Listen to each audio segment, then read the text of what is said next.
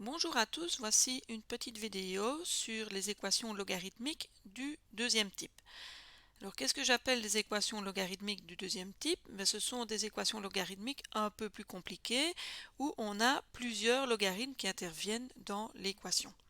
Alors comment résout-on ce type d'équation? Eh bien, comme dans les équations du premier type, on va d'abord écrire les conditions d'existence et puis on va rassembler tous les logarithmes dans le même membre de l'égalité et grâce aux propriétés des logarithmes, on va pouvoir les écrire sous la forme d'un seul logarithme.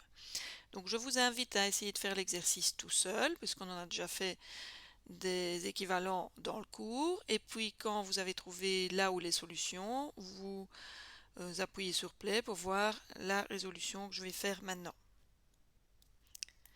D'abord les conditions d'existence. X plus 6 strictement positif et x strictement positif, puisque j'ai deux logarithmes, j'ai deux arguments qui doivent être strictement positifs.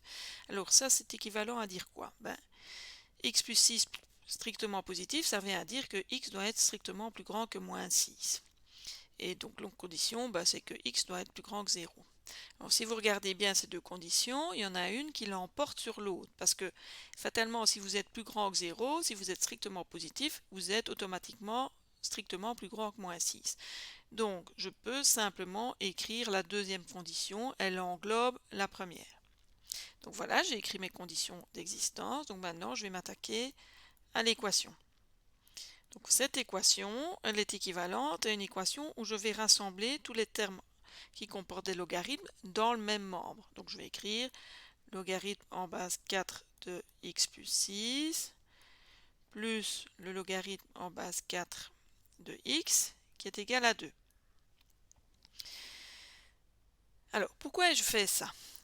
Parce que il existe des propriétés des logarithmes qui me disent, notamment, je vais l'écrire dans une autre couleur, je vais l'écrire en vert, que une somme de logarithmes qui ont la même base, donc log en base a de x plus logarithme en base a de y, donc on a démontré dans le cours que c'était le logarithme en base a de x fois y. Donc je vous rappelle que j'ai fait des petites vidéos pour expliquer toutes ces petites propriétés. Bon. Donc je vais pouvoir appliquer cette propriété-là dans ce cas-ci. Donc au lieu d'écrire une somme de deux logarithmes, je vais pouvoir écrire un logarithme d'un produit. Je vais pouvoir dire que le logarithme en base 4 de x plus 6 fois x est égal à 2. Donc j'ai utilisé cette propriété-là. Je l'ai vu dans l'autre sens, si vous voulez. Donc, au cours, dans la théorie, je l'ai expliqué, je l'ai démontré dans l'autre sens. Mais une égalité, on peut la lire dans le sens que l'on veut. Alors maintenant, quand vous regardez l'équation comme elle est écrite là-dedans, ici, c'est une équation du premier type, puisqu'on n'a plus qu'un seul logarithme. Alors j'ai déjà écrit les conditions d'existence, donc je ne dois plus m'en occuper, et je sais ce que je dois faire quand je suis là et que j'ai plus qu'un seul logarithme. Pour l'enlever, je vais appliquer aux deux membres de l'égalité la fonction réciproque du logarithme en base 4, donc ce sera 4 exposant log en base 4 de x plus 6 fois x qui est égal à 4 exposant 2. Quel est l'intérêt de faire ça? Comme je l'ai déjà dit à plusieurs reprises, c'est que la fonction exponentielle et le logarithme se simplifient puisque la fonction exponentielle est la réciproque de la fonction logarithme. On obtient donc x plus 6 fois x qui est égal à 16. Ça, si je mets tous les termes dans le même membre, j'obtiens x carré plus 6x moins 16 qui vaut 0. C'est une équation du second degré. Donc je n'ai qu'à la résoudre en calculant le réalisant. C'est b carré moins 4ac, c'est-à-dire 36 moins 4 fois 1 fois moins 16. Ça fait donc 36 plus 64. 36 plus 64, ça donne 100. J'ai donc deux solutions qui sont moins b, donc moins 6, plus ou moins racine de ρ, c'est-à-dire plus ou moins 10, sur 2a, donc 2 fois a, donc 2. j'obtiens donc comme solution moins 6 plus 10, ça me donne 4 sur 2, ça c'est égal à 2. Moins 6, moins 10, ça donne moins 16 sur 2, ça donne moins 8. Donc j'ai l'impression que j'ai deux solutions.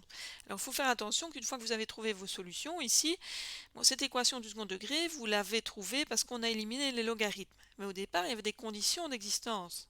Donc il ne faut pas oublier de regarder les conditions d'existence. Et les conditions d'existence, c'était que x devait être strictement positif.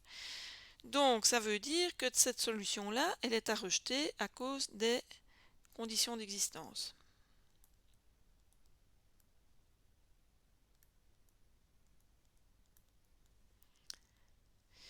Donc finalement, mon ensemble de solutions, c'est juste 2. Voilà comment on va résoudre cette première équation du deuxième type. Voilà. Donc je vous invite à revenir en arrière avec la vidéo si j'ai été trop vite à certains moments. C'est ça l'avantage des vidéos. Alors, deuxième exercice. J'ai le logarithme en base 3 de x plus 6 moins logarithme en base 3 de x moins 2 qui est égal à 2. Ici, j'ai une différence de logarithme. Alors de nouveau, je vais vous demander de mettre sur pause, d'essayer de faire l'exercice tout seul, et puis quand vous avez trouvé votre solution, vous appuyez sur play pour voir si ce que vous avez fait est correct. Donc première chose à faire, moi ici évidemment je vais résoudre le problème directement. Je vais chercher les conditions d'existence. X plus 6 doit être strictement positif et x moins 2 doit être strictement positif. Donc ça revient à dire que x doit être plus grand que moins 6 et que x doit être plus grand que 2. Ici, de nouveau, il y a une des deux conditions qui l'emporte sur l'autre. Si vous êtes plus grand que 2, fatalement, vous êtes plus grand que moins 6. Donc je peux écrire uniquement la deuxième condition d'existence. Si la deuxième est vérifiée, les deux sont vérifiés. Alors, je regarde mon équation. Alors, je vous ai dit qu'on a une équation du deuxième type, il faut mettre tous les logarithmes dans le même membre. Ici, c'est déjà le cas. On a déjà mis les deux logarithmes dans le même membre. Alors, ce qui est particulier ici, c'est que je vois que je n'ai pas une addition, comme dans l'exercice précédent, j'ai une soustraction. Alors, il existe une propriété concernant une soustraction de logarithmes, comme là j'ai montré une addition de logarithmes, donc je vais rappeler la propriété. Donc dans la théorie, on a démontré que si j'avais une différence de deux logarithmes de même base, je pouvais écrire sous certaines conditions. Évidemment, il faut que le x et le y soient strictement positifs, que le a soit strictement positif et différent de a. Enfin, ici, on est dans ce cas-là, justement. Donc, si on a une différence de deux logarithmes, c'est égal au logarithme du quotient. Voilà, je l'encadre. Autant l'encadrer en jaune comme l'autre. Donc, c'est cette propriété-là que je vais utiliser ici. Alors, mon équation, elle va donc être équivalente à logarithme en base 3 de x plus 6 sur x moins 2, j'utilise la propriété juste là, qui est égal à 2. Donc, j'ai résolu en partie mon problème, puisque mon équation du deuxième type est devenue une équation du premier type. Je n'ai plus qu'un seul logarithme. Donc pour l'enlever, j'applique, vous commencez à connaître la chanson, la fonction exponentielle dans chacun des membres de l'égalité. Donc ça me fait 3 exposants log en base 3 de x plus 6 sur x moins 2 qui est égal à 3 exposant 2. L'intérêt de faire ça, c'est de pouvoir simplifier les deux expressions-là. Et donc j'obtiens x plus 6 sur x moins 2 qui est égal à 9. Ça, c'est ce qu'on appelle une équation fractionnaire. Donc, c'est une équation comme vous avez vu en quatrième. Alors, je rappelle comment on fait. On réduit tout au même dénominateur. Voilà, donc ici, je vais il n'y avait pas de dénominateur au 9, enfin c'était 9 sur 1, donc je vais écrire 9 fois x moins 2 sur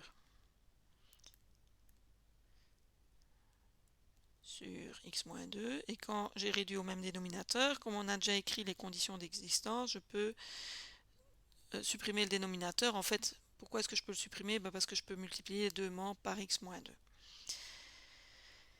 J'obtiens donc x plus 6 qui est égal à 9x moins 18. Je mets tous les x dans le même membre. Ça donne moins 8x qui est égal à moins 18 moins 6, ça fait moins 24. Et donc x qui est égal à 3. Est-ce que la valeur 3 satisfait les conditions d'existence? Ben oui, il fallait être plus grand que 2, donc je peux accepter de cette solution-là. Et mon ensemble de solutions ici, c'est 3.